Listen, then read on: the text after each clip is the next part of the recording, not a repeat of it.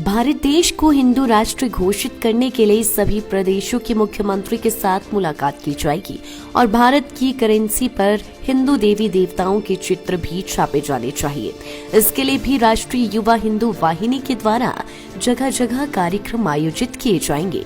यह बात कुल्लू पहुंचे राष्ट्रीय युवा हिंदू वाहिनी के अध्यक्ष अनुराग भृगुवंशी ने कही। जिला कुल्लू के मुख्यालय ढालपुर में भी राष्ट्रीय युवा हिंदू वाहिनी की एक बैठक आयोजित की गई।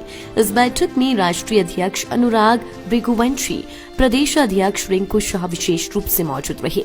वहीं इस बैठक के दौरान भारत को हिंदू राष्ट्र बनाने के बारे में विशेष रूप से चर्चा की गई।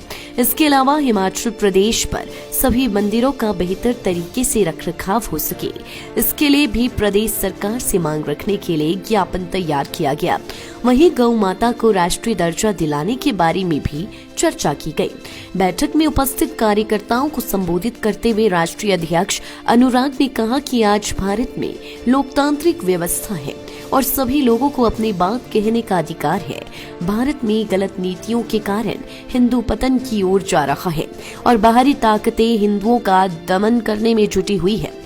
उन्होंने कहा कि पुराने समय में भी भारत की करेंसी पर हिंदू देवी देवताओं के चित्र होते थे और अंग्रेज भी इस बात को स्वीकार करते थे, लेकिन आज हिंदू देवी देवताओं को सम्मान नहीं मिल पा रहा है। ऐसे में उन्हें सम्मान दिलाने के लिए केंद्र सरकार से भी चर्चा की जाएगी और हिंदू देवी देवताओं के चित्र करेंसी पर छापे जाने की मांग रखी जाएगी।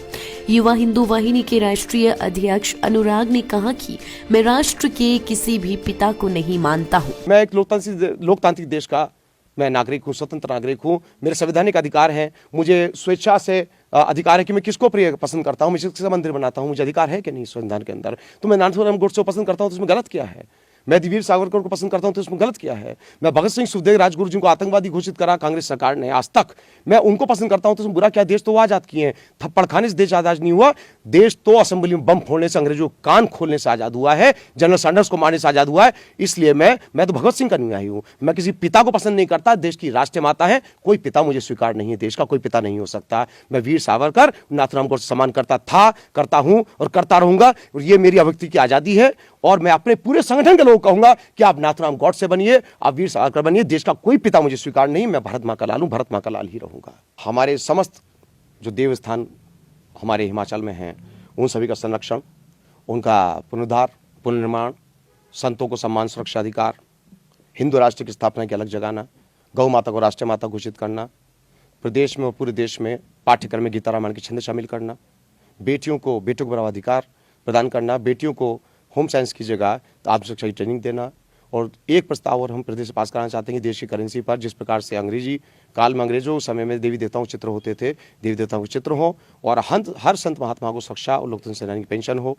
राष्ट्रीय युवा वाहिनी यहाँ पर निरंतर कोरोना के समय से कार्य कर रही है और आज भी कर रही है। मैं इनको सम्मानित करने आया हूँ। आप मीडिया बंधुओं का हृदय से आभार व्यक्त करता हूँ जो आपने इस विकट परिस्थिति में जनता का साथ दिया। आपने उनकी समस्याओं को, उनकी चिंताओं को आपने पूरे देश तक पहुँचाया, आपने दिल्ली तक पहुँचाया। वही काम मैं करने आया हूँ जो आप लोग एक समाज का स्तंभ होकर कर रहे हैं और मैं भी यहाँ आकर आप लोगों के सहयोग से इन लोगों को मजबूत करने आया हूँ।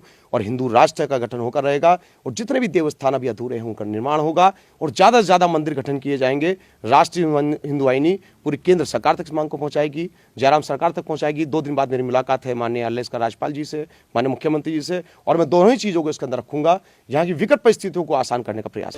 लाइफ टाइम्स टीवी के लिए कुल्लू से मनीष ठाकुर की रिपोर्ट। हिमाचल की सबसे बड़ी ऑटो डीलरशिप गोयल मोटर्स में नौकरी करने का सुनहरा अवसर। सोलन, शिमला, सिरमौर और किन्नौर में चाहिए sales executive, service executive, field executive, motor mechanic और ड्राइवर। शानदार करियर संभावनाएं व इंडस्ट्री में बेहतरीन सैलरी पैकेज। तो आज ही कॉल करें 9418035372 पर और ईमेल से भेजिए अपना बायोडाटा hr@goilmotor.com पर।